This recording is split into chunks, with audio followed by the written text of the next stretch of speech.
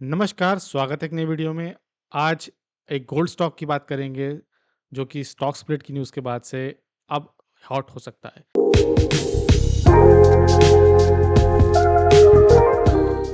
तो हम बात करें सेंको गोल्ड की। रिसेंटली आईपीओ आया था इसका। 1 साल हो गया इसका और 1 साल में इन्होंने स्टॉक स्प्लिट अनाउंस कर दिया है और रिटर्न्स भी इसके 1 साल में ज़बरदस्त हैं। तो नहीं पता आपको तो थोड़ा-सा फंडामेंटली जानने की कोशिश करते हैं। टाइटन सबके पास नॉलेज है उसकी, बहुत पॉपुलर है, सेंको भी वैसा ही है। 2 मोड पे ऑपरेट करता है, एक कंपनी ऑपरेटेड शोरूम, दूसरा है फ्रेंचाइज़ ऑपरेटेड शोरूम्स, दोनों के साथ है। पैन इंडिया इनकी प्रेज़ेंस है, लेकिन अभी भी मोस्टली ये ईस्ट साइड में ही है, वेस्ट बंगाल में सबसे ज़्यादा इनका शेयर है और पूरा डोमिनेट करते हैं। नॉर्थ ईस्ट साइड में भी, उसके भी ईस्टर्न हमारे साइड में भी है, असम से लेके और भी छोटे-छोटे जो राज्य हैं वहाँ पर भी है।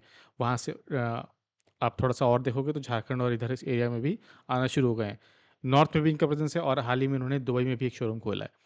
तो सिंपली क्या करते हैं, ज्वेलरी बिज़नेस में है, डायमंड बिज़नेस में है, गोल्ड बिज़नेस में है। अ, गोल्ड भी देते हैं और डिज़ाइनर ज्वेलरी भी देते हैं। रिसेंटली लिस्ट हुआ था, जैसे कि हमने देखा, और काफ़ी ऊपर आ चुका है। आइए थोड़ा-सा फाइनेंशियल्स देख लेते हैं, टेक्निकल्स भी देख लेंगे। तो इन्हीं की इन्वेस्टर प्रेज़ेंटेशन से स्टार्ट करेंगे। इन्होंने ही सारी डिटेल जो हम जितनी भी निकालेंगे, वो इन्हीं की प्रेज़ेंटेशन से निकालेंगे। तो ये दिखा रहे हैं कि फाइनेंशियल ईयर 2028 से 23 के बीच में जेम्स और ज्वेलरी सेक्टर में 8% की कैगर से ग्रोथ आई है और जो 16% और भी एक्सपेंड करेगी। जिस तरह से आजकल दिलजीत, कोल्ड प्ले और जिस तरह की हाई वैल्यू प्राइसेस या आईफ़ोन्स हैं, मिडिल क्लास ऊपर जा चुका है, ज्वेलरी भी राइज़ पर है और स्पेंडिंग पावर भी बढ़ चुकी है। तो जिस तरह का राइज़ है, ये आगे चल के और भी बढ़ सकता है। ये एफवाई 26 में और भी परसेंट ग्रोथ एक्सपेक्ट कर रहे हैं, खासतौर से ऑर्गेनाइज़, क्योंकि अब यूआईडी रजिस्टर्ड जो ज्वेलरी है, जिसको आपको एचयूआईडी मार्किंग करनी होती है, वो अनऑर्गेनाइज़्ड में होती नहीं है, वो सिर्फ़ ऑर्गेनाइज़्ड में होती है। तो सेक्टर मूवमेंट भी आएगा, जहाँ ऑर्गेनाइज़्ड प्लेयर्स एक्सपेंड करेंगे, जिसका फ़ायदा हमको दिख रहा है, चाहे टाइटन हो, चाहे कल्याण हो, सेंको में भी दिख रहा है, थंगामाइल में भी दिख रहा है और रिसेंटली लिस्टेड पीएन कारगिल में भी दिख रहा है। तो पीएन कारगिल से भी इसका कंपैरिज़न कर सकते हो, बट पीएन कारगिल सिर्फ़ पुणे बेस्ड है और एक्सपेंड करेगी। ये नॉर्थ ईस्ट से निकल कर पूरे इंडिया में पहुँच चुके हैं और आगे भी इसमें ग्रोथ दिख रही है। जैसे कि मैं शुरुआत में ही बोला था कि इनके मेजॉरिटी वेस्ट बंगाल और नॉर्थ ईस्ट में ही हैं, तो वहीं पर है। अगर आप देखो इनकी इन्वेस्टर प्रेजेंटेशन से ही इससे बढ़ चुके हैं शोरूम, बट स्टिल हम इसको कंसिडर करेंगे। 119 में से 56 जो कंपनी ओन्ड स्टोर हैं वो ईस्ट में ही है, जिसमें से 45 तो सिर्फ कलकत्ता में ही है, टोटल 63 हैं और 51 कलकत्ता में ही है। तो आप देख सकते हो कि ओन हो, फ्रेंचाइज़ हो, दोनों तरीके से वहाँ फैला हुआ है और 119 में से 26 स्टोर यहीं हैं। इसके अलावा ऐसा नहीं कि सिर्फ नॉर्थ और नॉर्थ ईस्ट में ही है, बट हाँ, और भी है, सेंटर में भी है, साउथ में भी है, वेस्ट में भी है। एक्सपेंड करेंगे और भी एक्सपेंड करेंगे। खुद के भी ब्रांड स्टार्ट करेंगे, खुद की इनकी एक अलग सेंस करके एक लाइन है, जहाँ ये लेदर, बेल्ट्स, परफ्यूम्स और इस तरह का सामान हाई एंड पे, याद रखिए, हाई एंड के सामान बेचेंगे। इन्वेस्टर प्रेजेंटेशन पे तो हमको इन्फॉर्मेशन मिलती है, कंपनी के ना मैनेजमेंट भी आता है। तो सीएनबीसी आवाज़ पे नीरज वाजपेयी, अब जो उन्होंने सीएनबीसी छोड़ दिया है, बट उनके साथ मैनेजमेंट की बात थी। मैनेजमेंट एक्सट्रीमली कॉन्फिडेंस था और अच्छा भी है। इन्वेस्टर्स को वो चाहिए भी, तो वो और भी एक्सपेंशन को लेके बहुत पॉजिटिव थे, डिमांड को लेके बहुत पॉजिटिव थे, एक्सपेक्टेशन बहुत ज़्यादा देख रहे थे वो। और उनकी जो नई स्ट्रैटेजी है, जहाँ वो सेंको के शोरूम्स में ही अ, एक अलग सेगमेंट बनाएंगे, जहाँ पे उनका कहना था कि वो न्यू शोरूम क्यों खोलें, न्यू सेटअप क्यों करें, जब उनके पास कस्टमर आ ही रहा है ज्वेलरी के लिए, हाई एंड परचेजिंग पावर है उनकी, तो उन्हीं को क्यों ना वो अपने हाई एंड लग्जरी प्रोडक्ट्स भी बेचें। तो उसी में बेचेंगे। टाइटन ने भी ऐसे स्टार्ट किया था, टाइटन भी हम जानते हैं कैसे है। तो कंसोलिडेटेड जो इनका परफॉर्मेंस है, हमको दिख रहा है कि किस तरह से रेवेन्यू फ्रॉम ऑपरेशंस बहुत तेज़ी से बढ़ रहा है। एबिटा देखिए 62% का गेन हो चुका है, पैट भी है कि Q1 FY25 का ही ईयर ऑन ईयर कंपेयर किया है। इससे बेटर हम चलते हैं स्क्रीनर पे और आपको सबसे पहले दिखेगा stock P. But gold stocks में ना, गोल्ड कंपनीज में कोई भी स्टॉक जो है वो चीप वैल्यूएशन पे नहीं है और ना था, ना है, ना मिलेगा। अगर आप इसके पीयर से भी कंपेयर करोगे ना, तो टाइटन 94 के पी पे है, कल्याण 116 के पी पर है, सेंको गोल्ड ही एकमात्र है जो 50 के पी पे चल रहा है, वरना इसका जो कंपैरेटर जो जस्ट लिस्ट हुआ है वो भी 66 के पी पे चल रहा है। पीएन कारगिल, याद रखिए, ये सिर्फ अभी पुणे बेस्ड ही है, राइज एक्सपोर्ट्स को गिनेंगे नहीं। थंगामाइल देखिए 53 पर है। तो ऐसा भी नहीं कि बहुत ही ज़्यादा ओवर प्राइस है, बट हाँ, में कोई कह दे कि ये वैल्यू स्टॉक है, तो ये भी सरासर झूठ होगा। क्वार्टरली रिजल्ट देखेंगे तो क्वार्टरली रिजल्ट इनके अच्छे आए थे। थोड़े से इनके वेरिएबल क्योंकि जिस तरह से शादियों का सीज़न है, फेस्टिव सीज़न है, उस तरह से अप डाउन होते रहते हैं। बट जनरली आप देखोगे ना दिसंबर, क्योंकि दिवाली के बाद का रिजल्ट इसमें आता है, तो ये क्वार्टर इंटर स्टॉक होता है। तो दिसंबर 2000 में देखिए 1344 करोड़, फिर देखिए डाउन होता रहा, लेकिन फिर दिसंबर 2023 में 1651 करोड़। अभी देखिए जून 2024 में ही अक्षय तृतीया के बाद से 1415 करोड़ आ चुका है। और अभी गोल्ड इंपोर्ट हमको पता है 15 से 6% उस पे चार्जेस लग गए हैं, तो कस्टम ड्यूटी कम हुई है, तो वहाँ भी इनको फ़ायदा मिलेगा। प्लस अभी सीज़न है, तो दिवाली सीज़न हमको पता है स्ट्रॉन्ग रिजल्ट आता है, तो वो भी अभी नंबर आना बाकी है। तो आई आई होप कि वो जब जून में ही वो 1415 करोड़ है, तो जो सितंबर के क्वार्टर में एंड होगा, आई डोंट नो कितना होगा, बट उम्मीद कर रहा हूँ मैं ज़्यादा ही होगा 1400 से। बट जो दिसंबर क्वार्टर होगा वो डेफिनेटली 2000 के आसपास जाना चाहिए, ऐसा मेरा प्रिडिक्शन है, ऐसा मेरा गैस वर्क के भी आप कह सकते हो। ऑपरेटिंग प्रॉफिट ये भी अच्छा है। देखिए मार्जिन भी यहाँ इंप्रूव होता है दिसंबर में। पिछले दिसंबर में 11% था, उससे पिछले दिसंबर में 12 दिसंबर था। तो दिवाली के टाइम हाँ, लोग खरीदते भी हैं, धनतेरस भी होता है, उसमें भी गोल्ड खरीदा जाता है और इंडियन कल्चर में गोल्ड की वैल्यू है भी। बट अगेन नेट प्रॉफिट में आप देखोगे तो थोड़ा-सा डिक्लाइन ज़रूर था, उतना नहीं है, बट ठीक है। गोल्ड के प्राइस भी वेरी कर रहे हैं आजकल।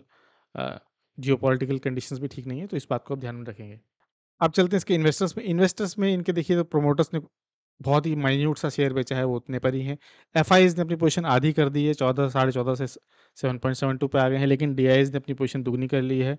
ऑलमोस्ट करने जा रहे हैं 8.48 से 10.46, और इसी तरह पब्लिक ने भी 8.60 से 13 दुगना तो नहीं कहेंगे 8 से 10, बट ठीक है, कंसिडरेबली इंक्रीज़ होती जा रही है और भी इंक्रीज़ होने के चांसेस हैं। तो पब्लिक और डीआईआईज़ बाय कर रही हैं, एफआईआईज़ निकल रहे हैं, तो वो बनता भी है। जो पहले से इसमें इन्वेस्टमेंट करके बैठे होंगे वो जाएँगे भी यहाँ से। तो सेंको गोल्ड में अभी जो न्यूज़ आ रही है वो स्टॉक स्प्लिट की आ रही है और क्यूआईपी की आ रही है। बट ये ऐसा नहीं है कि पहली बार आई थी। क्यूआईपी की न्यूज़ 30 सितंबर को ही आ गई थी। अगर आप बीएसई के जाओगे अनाउंसमेंट्स में, कॉर्पोरेशन अनाउंसमेंट्स में, तो 30 अक्टूबर को बना दिया था कि जहाँ मीटिंग होगी, जहाँ क्यूआईपी की बात करेंगे और उसके बाद बात करेंगे इसके स्टॉक स्प्लिट की या सब डिवीज़न की। तो ऐसा नहीं कि ये न्यूज़ एकदम से आई सडनली और हमको पता नहीं है, हम मंडे को उसका इफेक्ट आएगा। ये न्यूज़ पहले से ही है। तो कंपनी ने अनाउंस किया है, अगर आप देख पाओ तो इन्होंने क्यूआईपी अनाउंस कर दिया है। अप टू 500 करोड़, 500 करोड़ तक का ये क्यूआईपी करेंगे, जहाँ ये इक्विटी अपनी बेचेंगे किसी बड़े प्लेयर्स को।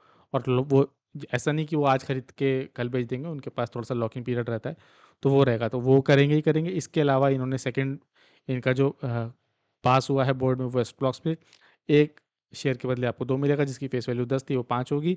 यानी कि अगर आपके पास 10 रुपये का एक नोट था, अब आपके पास 5 रुपये के 2 नोट होंगे। क्या वैल्यू में कोई फ़र्क पड़ेगा? नहीं। नंबर ऑफ शेयर्स में फ़र्क पड़ेगा, हाँ, बस यही है, एक 10 का नोट या 2 5 के नोट, वैल्यू एक ही है। बट क्या है, ये रिटेल फ्रेंडली हो जाता है। अगर आप ध्यान दो तो क्यों सुज़लॉन के शेयर सबके पास हैं, क्यों वोडाफोन आइडिया के शेयर सबके पास हैं, क्यों रेलवे के शेयर सबसे पास है, क्यों येस बैंक के शेयर सब लेके रहते हैं, क्योंकि वो बहुत सस्ते होते हैं। रिटेल्स उसे खरीद सकता है, बेच सकता है, वो स्टॉक जो है वो एक्टिव रहता है।